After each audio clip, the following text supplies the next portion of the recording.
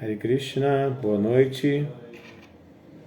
Nós vamos dar continuidade então ao nosso estudo do Bhagavad Gita como ele é, de sua divina graça Srila Prabhupada. Mas nós estamos ainda lendo Observando os Exércitos, que é o primeiro capítulo, e hoje o texto 41. Só fechar a porta.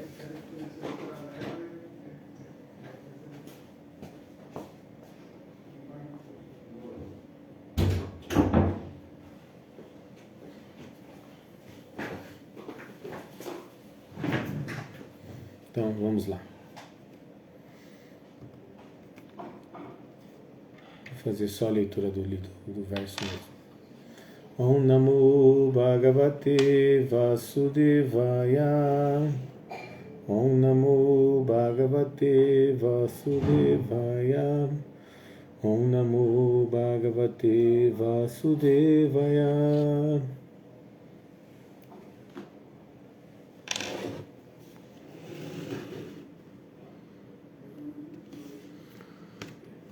Sankaro Narakaiva Kulagnanam Kulasya Cha Patanti Pitaro Hiesham Lupta Pindodaka Kriyaha. Então, palavra por palavra. Sankaraha, tais filhos não desejados. Narakaya, para a vida infernal. Eva, certamente. Kulagnanam, daqueles que são matadores da família. Kulasya, da família. Cha, também. Patanti, caem. Pitaraha, antepassados. Ri, certamente. Eshan, deles. Lupta, parados. Pinda, oferecimentos. Udaka, água. Kriyaha, execução. Quando aumento da população não desejada, cria-se uma situação infernal, tanto para a família como para aqueles que destroem a tradição familiar. Em tais famílias corruptas não há oferecimento de oblações de alimento e água para os ancestrais. Então, significado dado por sua divina graça, Srila Prabhupada. De acordo com as regras e regulações das atividades fruitivas, há uma necessidade de oferecer periodicamente alimento e água aos antepassados da família. Este oferecimento é executado pela adoração a Vishnu, porque em se comendo o resto dos alimentos oferecidos a Vishnu, a pessoa pode se libertar de todos os tipos de ações pecaminosas. Às vezes, os antepassados podem estar sofrendo de diversos tipos de reações pecaminosas, e às vezes alguns deles nem mesmo podem adquirir um corpo material grosseiro, e são forçados a permanecer em corpos sutis como fantasmas. Assim, quando os restos do alimento prasada são oferecidos aos antepassados pelos descendentes, os antepassados são liberados da vida de fantasma ou outros tipos de vida miserável. Essa ajuda prestada a antepassados é uma tradição familiar, e para aqueles que não estão em vida devocional, é necessário executar tais rituais. A aquele que está ocupado na vida devocional não se requer que pratique tais ações. Simplesmente executando o serviço devocional, a pessoa pode salvar centenas e milhares de antepassados de todos os tipos de miséria. Está declarado no Bhagavatam 11.5.41, Devarshi Bhutapta Nrinam Pitrinam Nakinkaro Nayan Rini Charajan Sarvatmana Yasharanam Sharanyam Gato Mukundan Parihritya Kartan. Qualquer pessoa que tenha se refugiado nos pés de lótus de Mukunda, o que dá liberação, abandonando todos os tipos de obrigação e que tenha adotado o caminho com toda seriedade, não deve nem deveres nem obrigações aos semideuses, sábios, entidades vivas em geral, membros familiares, humanidade ou antepassados. Essas obrigações se cumprem automaticamente pela execução de serviço devocional à Suprema Personalidade de Deus. Om Gyana Timirandasya Gyananjana Shalakaya Chakshura Militanjana Tasmai Shri Grave Namaha Shri Chaitanya Manobishtam Staptam Jana Bhutale Sonyarupa Kadat Mahenda Dat Swapadantikan. Hare Krishna Karuna Sindhu Dinabano Jagatpate Gopesha Gopika Kanta Radha Kanta Namostute. Samkaro Narakaiva Kula Gnana Kulasyatya Patanti Pitaro Rieshan Lupta Pindodaka Kriyaha. Quando há aumento de população não desejada, cria-se uma situação infernal, tanto para a família como para aqueles que destroem a tradição familiar. Em tais famílias corruptas, não há oferecimento de oblações de alimento e água para os ancestrais. Bom, primeiramente aí, boa noite, Otávio, Lucas, Atma Veda, né? Hare Krishna, sejam bem-vindos aí.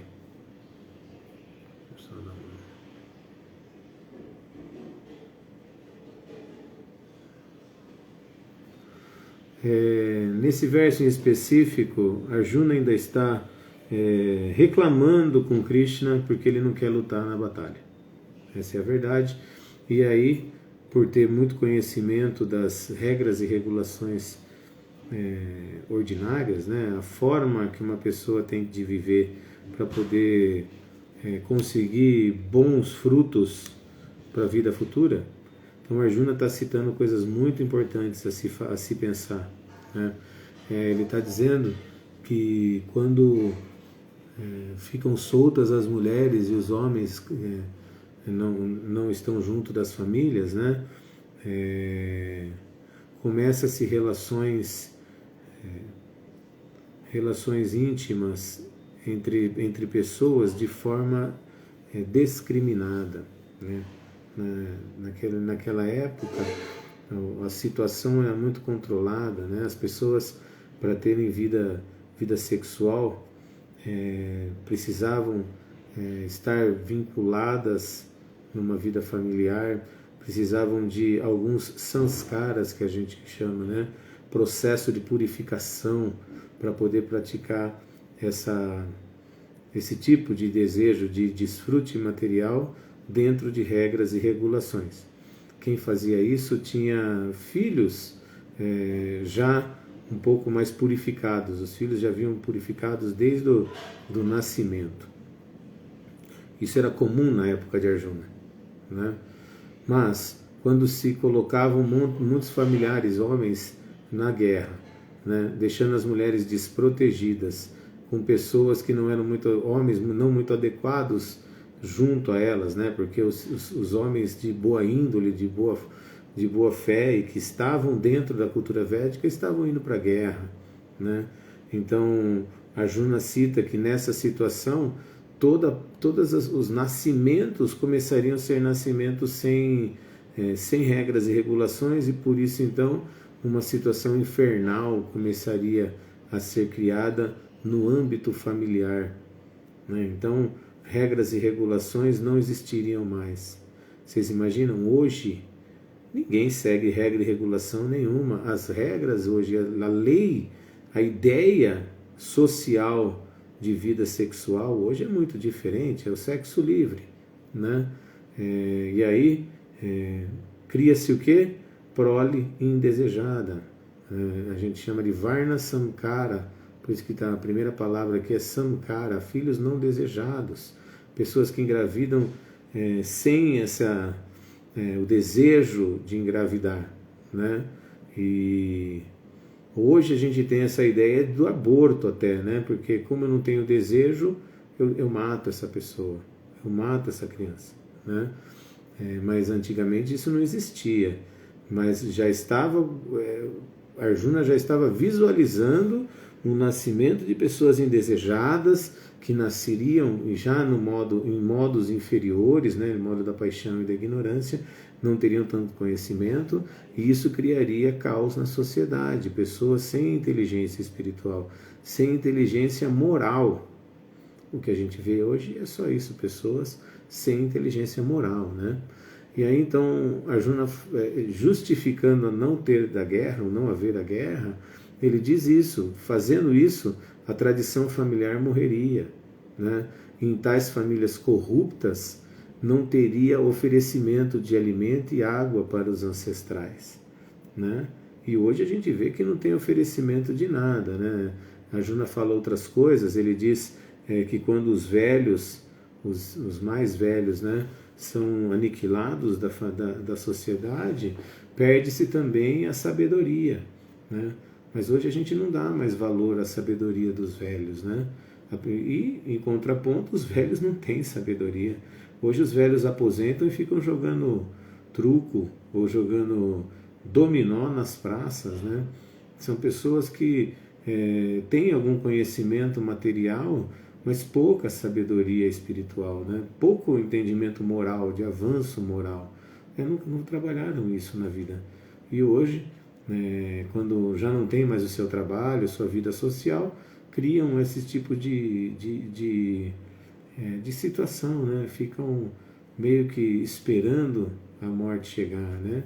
E com vícios ainda e com contaminações materiais muito pesadas. Mas tudo isso que a Arjuna falou, socialmente falando, então se fosse fazer um tratado sociológico, estaria perfeito. Porém, nós temos alguns detalhes que não foram levados em consideração por Arjuna naquele momento, né? Porque o maior caos ele aconteceria, e já estava acontecendo, porque o rei que estava tomando conta do planeta naquela época era impiedoso. Não só impiedoso, mas como ímpio, né? Praticava atividades totalmente fora das regras e regulações, e ele não tinha essa pureza. Então ele já estava criando caos na sociedade, né? Porque se nós não temos base familiar, o que dizer de base social? Então o rei era Duryodhana, ele era materialista, ele não tinha essa visão, ele não tinha essa ideia, né, de como é uma vida socialmente clara, socialmente séria.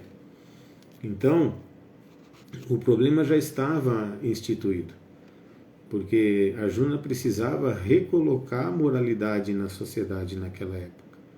Mas nós temos um ponto mais importante ainda que Prabhupada cita no significado, que é o ponto do desejo de Krishna naquele momento, né? Então, acima, vamos dizer, das regras morais, que são importantíssimas e que não existem quase hoje, acima das regras morais estão as regras dos desejos de Deus, né? Para uma sociedade se dar bem, precisa sim levar em consideração o que Deus deixou para a gente e como Ele quer que a gente viva, né? Então, o mais importante em tudo isso é que Krishna estava junto com Arjuna, querendo que Arjuna continuasse a batalha, né? E aí, para a gente só pontuar um verso muito importante que Prabhupada citou, que é o Devarshi Bhutapta Nrinam Pitrinam, né? Nakin Karunayarini Charajan Sarvatma Naya Sharanam Sharanyam Gatomukundam Parihritya Kartam. Esse é um verso muito importante do Bhagavatam, que fala que desde que a gente nasce, né, nós temos dívidas com quase todo mundo que a gente tem contato. Então ele fala Deva, que são os semideuses, Rishi, que são os sábios, Bhuta, né, as pessoas em geral, os nossos antepassados. Então nós, todo momento, a gente vai adquirindo dívidas boas ou dívidas ruins, né? Quando a gente faz coisa boa para os outros, a gente tem que voltar num outro momento para desfrutar do bem que foi dado para essa pessoa, né? Ou para essa sociedade, para qualquer situação. E o contrário também é verdadeiro. Quando eu faço o mal, eu tenho que voltar para passar por alguma situação como aquela, para que eu aprenda que aquilo não é muito desejado, né? E qualquer um dos dois nos causa um enredamento nesse mundo. Qualquer uma dessas duas situações nos travam nesse mundo ainda. Qualquer relação ainda dita material, ela pode ser importante para crescermos espiritualmente. Mas num dado momento a gente tem que abandonar tudo isso e simplesmente viver uma vida espiritualizada séria, né? Mesmo dentro da nossa sociedade, claro, né? Então, e esse verso em específico do Bhagavatam fala que para aquela pessoa que se rende plenamente a Deus, né, nesse caso a Krishna, né, e no verso ele dá o nome de Krishna de Mukunda. Mukunda é aquele que libera a pessoa desse mundo material. Então, aquele que se rende a Mukunda não precisa mais pagar dívida com ninguém. O próprio Krishna paga a sua dívida. Por quê? Porque a pessoa já aprendeu a meta final. A gente está aqui para viver a vida da alma. A alma tem uma situação, nós estamos hoje aqui porque desejamos, em algum momento aí, desfrutar fora do âmbito junto a Krishna, junto a Deus. Então a gente começa a querer desfrutar sozinhos, né? E aí a gente vem para esse mundo. Quando a gente entende que esse desfrutar, então, primeiramente, né, esse desfrutar, o que ele faz com a gente? Ele traz esses problemas que a gente está falando, essas dívidas com todo mundo, porque como eu quero desfrutar desse mundo, preciso de ajuda, recebo essas ajudas, né, eu começo a adquirir dívidas, né, dívidas em todo mundo. Então, quando eu entendo que o que eu preciso realmente é viver minha vida espiritual e sair desse plano de vez, voltar a viver a forma que eu vivo lá no céu espiritual como alma, e quando eu começo a viver como alma, não ainda na situação eterna, porque a gente ainda não sabe qual que é a nossa forma eterna no céu espiritual, mas a gente já começa a ter as atitudes que uma alma tem, que é uma atitude de servidão a Deus, de entendimento que o prazer que tem que ser dado é a Krishna. Né? O Bhagavad Gita fala, Bhoktaram Jagatapasam Sarvaloka Maheshwaram Suridam Sarvadehinam Gyataman Shantirikshati. Para aquele que entende que Deus é, né, Bhokta, o desfrutador último, Bhoktaram Jagatapasam, de todos os sacrifícios e austeridades que a gente faz. Que ele é também Sarvaloka Maheshwaram, o controlador supremo de tudo, né?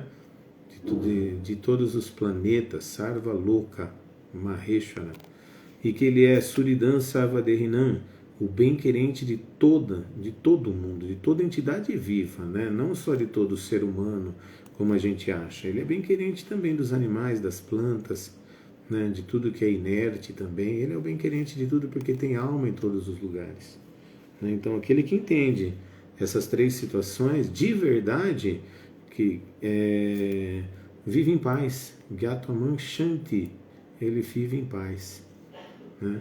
E essa pessoa entendendo isso e vivendo em paz, ela consegue construir em volta de si um mundo melhor.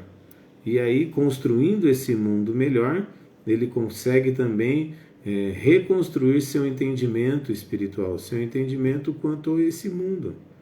Né? E aí, dessa forma, ele avança em entendimento e aí começa a dedicar completamente toda a sua vida para Deus. Né? Mente, palavras e inteligência, é isso que o Sr. Brahma falou, né, no Srimad Bhagavatam. Ele falou, Tateno Kampansu Samikshamanon Budjanaevatma Kritam Vipakam Hridi Vapi Vapobi Vidadan Namaste Diveta Yomukta Sadaya Bhakti. Ele fala, para aquele que já entendeu que tudo que faz nesse mundo aqui é resultado do que aprontou, né, mas que tem benefícios que Deus dá por misericórdia, assim, ele ajuda a gente, né, em quase todos os momentos, e ao mesmo tempo continua sofrendo o que tem de sofrer, desfrutando do que tem de desfrutar, mas sem o apego ao sofrimento, ao desfrute, né? E essa pessoa, mesmo assim, dedica mente, palavras e inteligência ao divulgar a consciência de Deus e ao viver a consciência de Deus, essa pessoa já está liberada desse mundo. Mas se ela não viver dessa forma, ela não está liberada desse mundo. Né? A liberação, na verdade, ela é natural para aquele que volta a viver a vida da alma. Né? E viver a vida da alma é viver como uma alma. Né? O Sr. Chaitanya fala, Krishnera Nitya, Divera Swarupahaya Krishnera Nityadasa. A forma eterna da alma é ser serva de Deus. E depois, cada alma, quando descobre a sua posição eterna e natural, vai servir a Krishna de alguma forma. Né? Tem pessoas que são os pais e mães de Krishna, tem pessoas que são irmãos de Krishna, tem amiguinhos, tem todo tipo de relação com Krishna. E cada um de nós vai relembrar qual é essa sua relação com Krishna. E quando a gente lembra disso, a gente não vive mais esse mundo que é temporário, né? Essa nossa existência é temporária. Eu não posso negar que estou nessa existência, mas viver essa existência como se fosse eterna e só ela exista, esse é o maior erro da alma. Ok? Acho que é isso. Se alguém quiser comentar alguma coisa, quiser pôr aí um comentário, senão eu vou encerrar.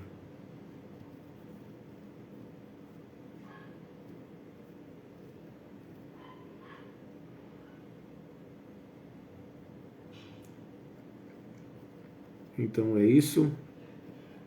Essa parte do Bhagavad Gita é muito interessante porque Arjuna, mesmo sendo um devoto puro, que serve a Krishna já eternamente, foi colocado nessa ignorância, nessa falta de entendimento espiritual para nos dar exemplo, né? Mas isso é muito comum acontecer na nossa vida mesmo. A gente tem desculpas para tudo, né? E quanto mais conhecedores nós somos das falas e das escrituras até, a gente acaba utilizando essas falas, esses momentos escriturais a nosso favor para podermos ainda continuar nesse redemoinho da vida material, né? Então o que a gente tem que fazer é conseguir desvincular-nos desse redemoinho da vida material. E Krishna, então, no próximo capítulo, no capítulo 2, que é o resumo do conteúdo do Gita, ele vai dar uma pincelada em tudo. Tudo que a gente deve fazer e o que não devemos fazer na nossa vida espiritual. Então, um estudante, que ele fala como estudante seriamente inquisitivo, aquele que realmente pergunta e quando tem a resposta aplica na sua vida, vai desfrutar demais desse capítulo 2, desse capítulo 2, porque é o capítulo que vai dar o direcionamento prático disso. Então, inicialmente, agora Arjuna está completamente confuso. Ele fala, agora estou confuso devido à relés fraqueza, né? E peço, daqui a pouco ele vai falar, e peço para que você me instrua, Krishna. E essa é a posição de alguém que realmente se colocou no momento importante da sua vida, que é entender a espiritualidade. Não dá para achar que a espiritualidade brota do coração, porque na verdade a alma já tem, ela é plena de eternidade, bem-aventurança e conhecimento. Porém, ela está suja pelos desejos, suja pelos maus hábitos que a gente criou. Então, como que eu vou achar que do meu coração vai brotar um conhecimento? Ele está lá já, só que a sujeira, né? Essa sujeira, ela nos impede de entender a espiritualidade claramente, de entender a vida eterna da alma, né? Que a gente chama de espiritualidade porque estamos dentro da materialidade, mas é simplesmente a vida verdadeira que a gente não entende porque estamos vivendo uma vida falsa hoje. Tá bom? Então é isso. Muito obrigado, boa noite, até quarta-feira que vem.